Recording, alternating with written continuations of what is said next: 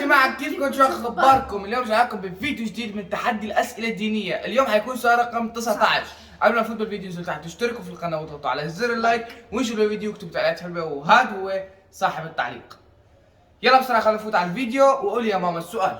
يلا السؤال جاهزين؟ يلا. ما هي السورة التي ذكر في آخرها نبيين؟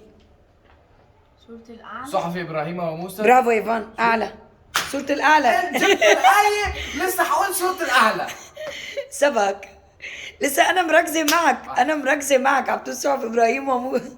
ماشي. برافو إيفان، برافو. روح. يلا اسحب. يلا ألف مبروك.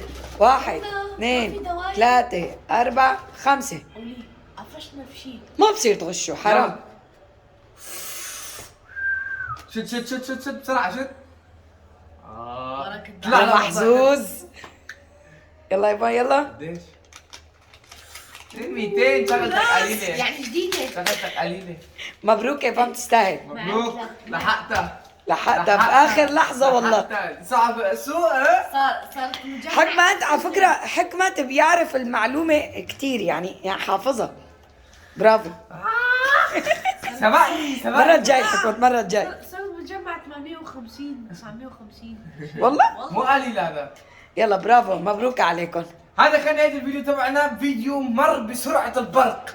ما بعرف شلون. إذا عجبكم الفيديو انزلوا تحت واشتركوا في القناة وضغطوا على زر اللايك وانشروا الفيديو واكتبوا تعليقاتكم الحلوة. وهلا صار فينا نقول سلام. باي.